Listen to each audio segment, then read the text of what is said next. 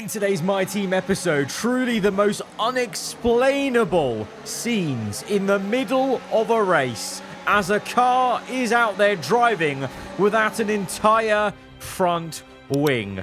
If you thought it couldn't get any crazier in this series, oh yes it can. Oh yes it can. And that's off the back of a mental race in Monza where I truly feel like we got cheated out of a race win. Not only earlier was I overtaken illegally off a safety car restart, Michael Massey apparently was in town and threw another safety car at the end of the race. I had to pit to make the most of it. The safety car went on for one lap too long and I didn't have the time to recover, and we had to accept second place to Max Verstappen. The Dutchman takes his second win of the season, and it's been a long while, since round one.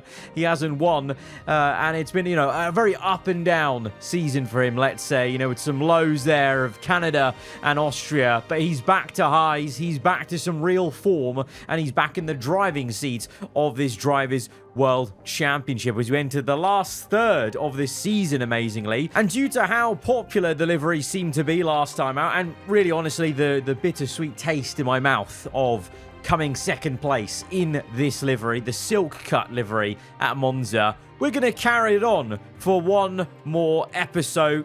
Sometimes teams do this in real life. Two Grand Prix are quite close to one another. They'll just ship the same exact parts and not reskin and repaint and resticker the cars. So let's just say we've done that from Monza to Baku. And to be fair also, I think Oscar Piastri, the driver we are switching to for this episode, he deserves an outing in the silk cut livery because it was quite a suave looking one. I really liked it, and thankfully you guys did too. So we are going to keep it rolling with the white, purple and gold as we swap over to the Australian Oscar Piastri and looking to make up, I guess, as a team from what happened in Monza. Let's go to the track. It is a truly unique layout. Welcome to Baku and welcome to qualifying. Going from Monza to Baku, it's in many ways similar characteristics with some really long straights, but Baku, you feel like even more compromise is needed because there are some corners that you just need so much low speed grip and that mechanical grip to work with you, and you're, obviously a bit closer to the wall. So at the same time, it is a very different one to Monza, obviously just being a street to thoroughbred racetrack. So just, questioning how our car's going to go around here, because to my surprise, we actually had some really good pace around Monza to say that we've got, an engine that's down on power, but of course going so low wings, like 1-0 pretty much on the wings, was it, on Monza, I think it was, does obviously help that, and obviously the drag upgrades you have on these maxed out cars. So yeah, I don't know. Let's see how this one goes. The first outing wasn't so quick, but that was also because, let me know if I'm going crazy here, I swear they've changed the time of day of at least the qualifying here in my team for Baku. I do not remember it being this late in the day in game when you're doing qualifying. It definitely shouldn't be also that late in the day if we're comparing to real life. It happens a few times, over the course of the calendar where the time of day is a little bit off, but this threw me a little bit because I could have sworn it was never this late on the F1 game. I might just be going a little bit crazy. The episodes have been coming thick and fast, and it has been a season that's thrown everything at us, so maybe my brain is just cooked from all of that chaos that has come and gone, as there was a bit of a shock there for Gabriel Bortoletto in the Honda, and the same for Paul Aaron, who really is now having a bit of a torrid spell in the season, having been really actually the almost lead man for Williams Porsche with those 2 DNFs that Tsunoda had at the start of the season, and then was actually going toe-to-toe, won a race, of course, in the middle of the season. But, since that Dutch Grand Prix where, from my side of things, went a bit berserk and, justifiably got some penalties and such for the collisions and DNFs he caused, it's been a bit of a downward spiral for Aaron's AI. It had a very quiet Italian Grand Prix with a DNF and here out in Q1. So Williams Porsche may just be driving with one car in it, and that car is doing a bit of racing here in Q2 as now looking at this, they 100% changed the time of day. It was never golden hour in Q2. As Sonoda and I think it was Colapinto were racing each other, and because of that racing, well, that's a little bit of drama there. Basically, Colapinto must have held up Sonoda so much, and they're side by side. Colapinto's made it through in his original lap time.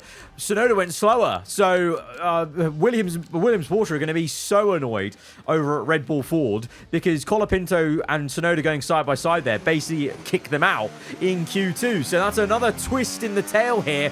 One of the star-mans of the season, Sonoda, out here in Q2. It feels like as we enter this last third of the season, there are just some landmines going off. It felt like one went off for our team with that double no points finish in Zandvoort. It was maybe not the most ideal race weekend for Ferrari, having started so strong on the Saturday in Monza.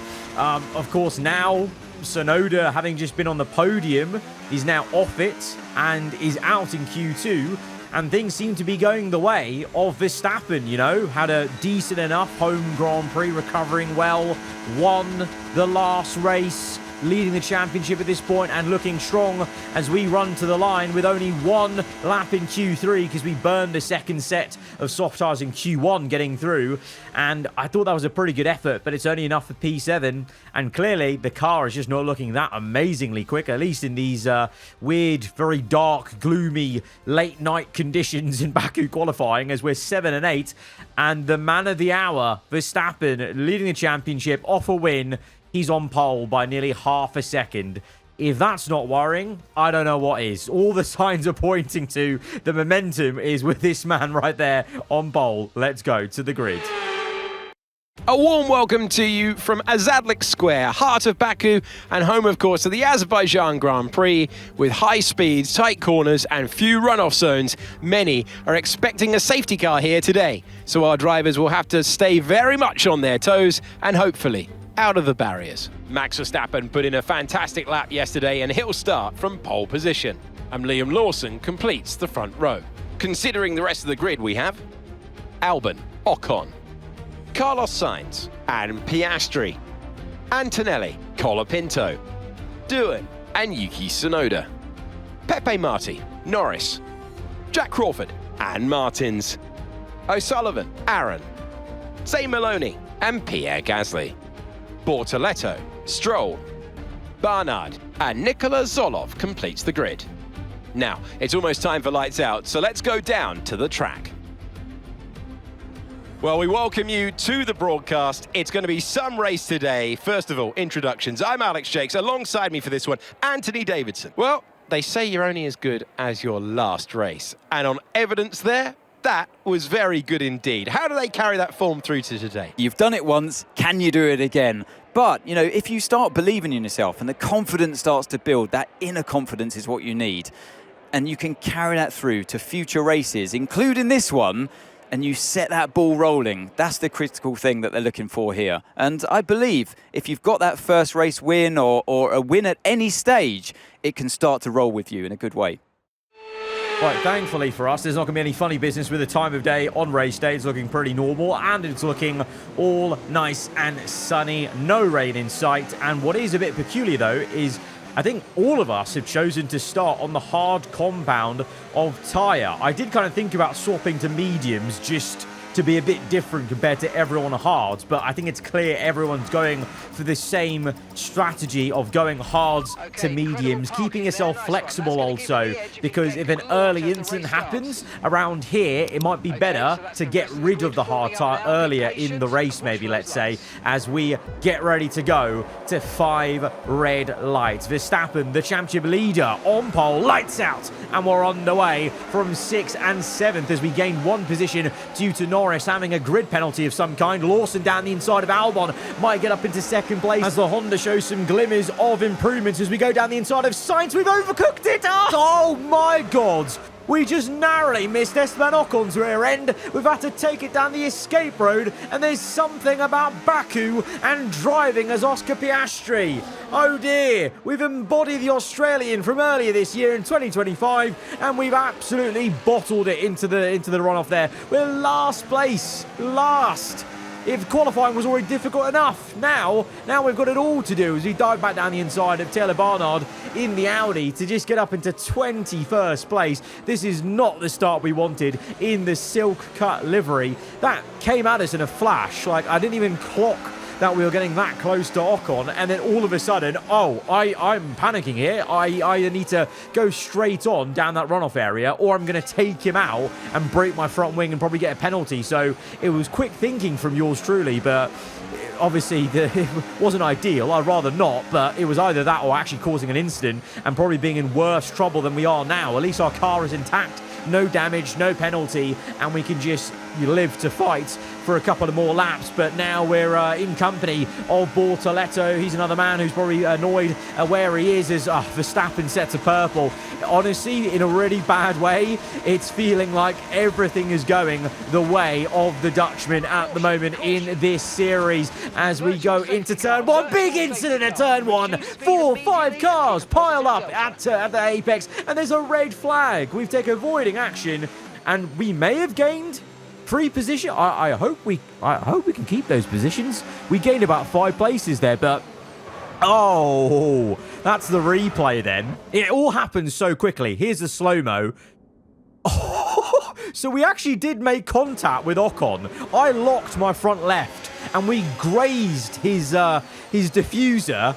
And if we had gone in any quicker, we would have taken him out. We would have had a penalty and front wing damage. Instead, we took to the escape road, and ahead of us, onto lap 2, the Audi gets pinched into turn 1, causes a pile-up, and that is why ultimately there is a red flag there. But and that will actually help us a little bit, because I'm pretty sure we've actually gained a couple of free positions on the sly because of our avoiding action to turn 1. But that was, a very chaotic opening lap in many different regards, from the very start with us and then right at the end there onto lap 2, and we get ready to go again for a second set of 5 red lights. We have gained, actually, we're starting P12 now, so that red flag is giving us maybe a second chance in this race to recover from that poor showing in the opening lap. Oh, we get pinched in by the Red Bull. Oh, there's a big collision with the Cadillac. That is exactly why I was wary about getting pinched in here. These guys are on smoke lately this season, and we could have easily been caught up in that collision just then. That Cadillac just drove into the wall and then ping-ponged into the Red Bull. If we were still in the middle there, we would have got collected as well. It's a second red flag, and that's off. Immediately off that first red flag, as I'm trying to look at what we could do on strategy. The game is basically trying to tell me, no, you still have to go onto hard tyres. There is no way you can go onto a medium right now and pull off a medium soft or a soft medium, whatever. It's basically saying there's only one way to do this, and that's still using the hards. We're on our 3rd 5 red lights, and everyone is still on hard tyres. I don't know how that is still a thing on lap 6, but here we are then, 20 laps of this Grand Prix to go now, and all of us still on the hard compound as there's another collision at turn 1. The AI today cannot handle a single corner, it seems, and it's Mercedes civil war. That was Sainz and Norris crashing into one another. Thankfully, not another red flag, so we can just carry on with a bit of more of a rhythm here, as it's just a safety car. And look at the top left. Because of that shenanigan into turn 1, after all of this, on lap 8, off the back of this safety car, we're starting at P7. I've got a chance to go for an overtake on our own teammate, Antonelli. After all of that chaos, we were facing the wrong way round at this point at lap 1, and now here we are, 8 laps later on track, and we're up to P6. And Antonelli 7th place. Unbelievable. Just shows you never say never, especially on the F1 game in a Formula 1 race, because you just never know what is actually going to be coming up your way, as Antonelli's actually coming back at me a little bit, as, obviously this main straight's so long, so it doesn't matter what kind of track position you have. If you've got the slipstream, you're going to have a chance, and Antonelli did try it, as we're trying to keep up with Colapinto and Albon. This is the fight I want to watch a bit more closely and get involved in, as Colapinto overtakes Albon and maybe just lines up this move for us. We open up DRS. We're actually going to get a double toe. Can we make a double overtake here on Franco as well? No, not quite. We're going to just accept the overtake on Albon and tuck in as the rear end squirms out. We watch Antonelli overtake Albon. So both me and Kimi followed through on the Ferrari, and then we make the move on Colapinto here to get up into P4. All of a sudden, hang on a minute, this race is looking pretty damn great for us up in P4. Ocon ahead in third. That's the podium. Ocon and Lawson very close together in 2-3, and then unfortunately for everyone concerned, Max Verstappen, through all the chaos, seems to have a dominant grip on this race. Look at the mini-map on the bottom left. Verstappen's got a massive gap to first place as Colapinto repasses me though. If you thought it was going to be as simple as that, making those overtakes, think again. We may have had some performance in Monza, but here in Baku, the slipstream is truly disgusting down this main straight. There's nowhere to hide, especially when you don't have acres of battery left. You know, when you're down to 20%, you have to be very careful about how much you deploy on one straight, knowing that you have that next DRS zone and you have to be able to deploy then. So we've had to actually just accept going backwards. We passed Colapinto, we passed Albon, and we passed Kimi, and now they're all going to pass us, including Kimi, as we don't put up a fight. We're a couple of, percentile points of 12%, just a couple above 10. We have to play this smart. If I overuse the battery and we get down to like 5%, I'm cooked, because Stroll and Tsunoda are right behind me. And it may sound crazy, but yeah, they are a threat as we see Maloney go down the inside of Aaron. He's got no front wing. Hang on a minute. Oh, Aaron just took him out. Paul Aaron's taken another car out this season, but Maloney, he was driving without an entire front nose structure. Not even the wing, the entire front part of the car wasn't even attached. How the FIA allowed that? No wonder there's a safety car. They need a safety car just to investigate what happened there. How has that not been an orange and black flag for serious danger of how the car operates? Because What am I watching? This is the lap, by the way. This is the replay of the crash with this Cadillac and this Porsche. This Cadillac is driving with that entire front bit. The front bit, what's happened? Is it just not rendered in this entire race or something? And then, he has a crash with the Porsche. But this is truly a world's first for me in a career mode episode. You could see the hydraulic fluid, I'm pretty sure, there. So this is what actually happened. On lap 2, this Cadillac came in for a pit stop and, the red flag just happened there. So he despawned from his pit stop for the red flag, and he didn't get spawned back in with his entire front nose and wing because it was mid-animation for that to be put on his car. Absolutely brilliant. Absolutely brilliant. That's as I said, that's a first for me, ever seeing something like that. That's crazy. So we're under I think this is our second safety car period of the day. We've had 2 red flags, 2 safety cars. It's all been going off. And here you can see I'm actually slowing down on purpose as much as I can before the FI catch me to try and give ourselves a little bit of a buffer. This may be slightly illegal, but I thought Antonelli might be coming in for a pit stop because Verstappen is, and I assume all of us are, to get off these hards, because now would be the time to take this free pit stop, go on to mediums to the end of the race, maybe, I think you could do. So I thought I'd give myself a buffer. Lawson's in, and to my surprise, Antonelli doesn't come in, so I didn't need to slow down. So in the end of it, a bit of a unneeded bit of maneuvering from me, and that's going to actually sink me in a bit of trouble because Stroll goes through me and overtakes me because I was going a bit too slow on the pit lane entry. But in the end of it, Antonelli didn't even come in. But you've got to remember, I didn't know that off the replay cameras. At this point, I actually thought my plan worked to a T. You should have seen in the cockpit at the time of doing the race live. I thought, oh, I'm a genius. Antonelli's come in and gone, and I've not had a slow pit stop. Little did I know, Antonelli hadn't even come in at all, and all we had done was lost track position to Stroll. But oh well, we're on the medium tyre. Others thinking the same. Stroll's gone really aggressive. Surely the McLaren does not have the tyre wear to go soft to the end. That's an interesting one. But at the same time, an interesting one is the fact that Antonelli and Tsunoda, I think, up the road, they've not even pit. They didn't use the safety car to come in. So this is going to be a very strange last third of this race because I really can't tell what the game plan is for most people. For me, it's about going forwards and getting to the end of this race. 10 laps on mediums, I reckon that's very doable. The soft for Stroll, not so much, but I think we could definitely do this on mediums, but I don't know what Antonelli's playing at. He's going to have to come in, surely, unless he's trying to go to the end there, but I'm pretty sure he's not changed compounds, which he's going to have to do, because even with the safety cars and red flags, I believe that the 2 different compound rules still apply, so Antonelli will have to come in. But we're just going to have to see how that one plays out for now, just focusing on Albon and trying to catch him napping on the inside. It's a bit of a kamikaze dive, but you know what? We're making up for lap 1 and the horrendous showing that was.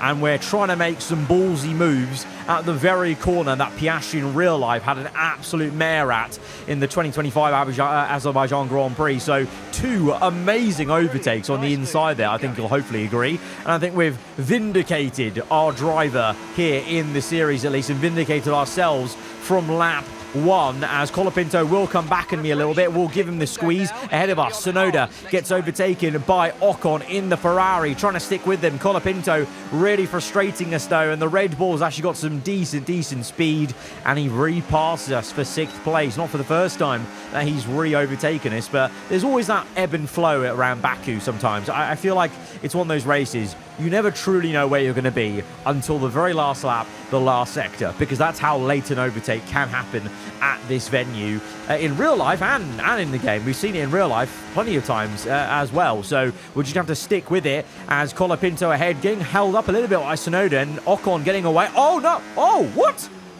Oh, Colapinto pulls out. I think he's retiring. Colapinto having a retirement. It's another bombshell in this title fight, and I genuinely mean a title fight, because you've got to agree, at every point in the last few episodes, people like Colapinto, Tsunoda, Ocon, Antonelli, Piastri, Verstappen, all of these names have been in the title frame, and now Colapinto's out, Tsunoda and Antonelli pitting, having not come in under the safety car, so now they're going to be way down the order. And we're up to P4, once again finding ourselves in P4, just outside the podium. And again, it's Ocon and Lawson together, and then Verstappen with this huge gap of 2.4. So no matter what's happened in this race, Verstappen has just looked like the most dominant factor around here, which is very concerning for myself, and it should be for other drivers, because it looks like, you know, that his AI has got that underlying momentum, that focus that the AI can gain. If they have the higher focus, it means they're maxing out their potential as a driver, and clearly that's what's happening in front of our eyes right now with Max Verstappen's AI, with 6 laps to go of this Grand Prix and only a handful of rounds in the season, as Antonelli is P10, Tsunoda P9, having made those stops. As another twist in this race. Verstappen's in, Verstappen and Lawson and Ocon. Yes, Ocon's in as well. Are we the only car going to the end? Hang on a minute. Have we just ended up with a 300 IQ strategy play coming in for the mediums? And is this car finally again going to show its good stuff with the tyre wear being pretty decent? Because I'm guaranteed going to the end. I feel no need to come in again. But those guys all come in. And so Albon is second, Bortoleto third, Verstappen comes out in P4. Tsunoda is actually fighting Lawson on the pit lane exit. And Antonelli up to P7. And he might go and overtake Lawson. There's a lot of fighting going on for the Honda. Straight out the box as Tsunoda comes back on the inside. So that's going to be a fight and a half. And then Albon's in as well. So Albon's the last guy, apart from myself, yet to come in. And Bortoleto, it seems then. So Verstappen's going to be second. So Verstappen is going to be second place now. And we're the only car that's not come in then, seemingly, in that entire sequence. There's 11 seconds between us. He's on fresh mediums, is that? We've got 4 laps. I mean, Verstappen's been rapid this entire race, so let's see if he can gain on us, and it might be a case of doing some clever defensive driving, but I feel like now that we're in first place, we have to aim to hold the first place, to hold the win of this race. But there goes Verstappen with the fastest lap, and within literally 2 laps, if that, he's gained 3 seconds. He is absolutely on a tear. He is so quick, it's ridiculous. We're on the second last lap. You can see the tyre wear is a bit of a factor, as I'm really losing the back end to no end there through there. We just lost about a whole second just in this one section. The tyres numerically aren't that bad, but they feel very second-hand right now. I don't know if it's just the pressure of Verstappen getting to me, but I'm going to have to drive very tactically here onto the last lap. We might be in trouble. I really want to maintain this P1, but I need to lock in a bit. I think I'm getting a little bit too flustered by Verstappen, and we're losing concentration a bit. Let's just calm things down a bit in the corners and try and stop this rear end from sliding. But also, I'm having to make sure I look at the battery. We need to make sure we have enough battery for the end of the race, because this probably will go to the end of the race. There's no way I can keep Verstappen behind me, like physically behind, the entire time. And in fact, I'm trying to back Verstappen up so he can't get a good run on me. It's not going to work, though. All of that tactical kind of lifting off, even though he's right up my tail, he's still got that relentless speed, obviously with the DRS also, once that's activated. So Verstappen is up into first place, as we see my own teammate Antonelli onto the last lap, making an overtake on Tsunoda to get up into P5. We're in second place, but we're now the one behind with DRS. So I'm going to use this time to build up the battery and have enough for this very last sector. We're sticking as close as we can to Verstappen, and then at this point, we're just waiting patiently. We've actually had to use a fair bit of battery just to keep up with him. We've only got 13%, 12, 8%. We are touch and go. I need the DRS to kick in big time. Here we go. DRS open. We're going to be on 0%, but the DRS comes in clutch for us. What did I say? What did I say? In Baku, you have to take it right to the last straight. On the last lap, we overtake Verstappen to the line to get a P1. We needed that one. We needed that one. He has left the field in his dust. Oscar Piastri takes the win. You always look back at a race like this and think, if I'd just made that mistake there or locked up here, there would have been contact. And every one of those overtakes is a moment where you have to absolutely nail it, perfect it, and that's exactly what they were able to do today. Great stuff indeed. That was a big win, having, lost the win in Monza. It's not the same driver, though, of course, so it's not a one-to-one bit of justice. And in the end, Verstappen's still second place, consistent as ever, and he's got a 13-point gap to the rest of us, from second onwards. It's very close from second down to like fourth, and then a bit close between fifth and down below. But Verstappen is definitely the one to watch out for now. Forget the Ferraris, forget even the Williams Porsche. I think it's clear now. Verstappen is the one we need to worry about. And that's going to make things very interesting, because he is going to be the hardest person to try and match every single time to the end of the season. But guys, if you have enjoyed this one, an insane one here in Baku. It had it all. A front wing non-existent and a last lap overtake for a win. If you have enjoyed it, hit the like button. Let me know what you thought in the comments below. If you're not here, then do get subscribed for weekly Formula 1 content. I'll see you guys next time. Goodbye.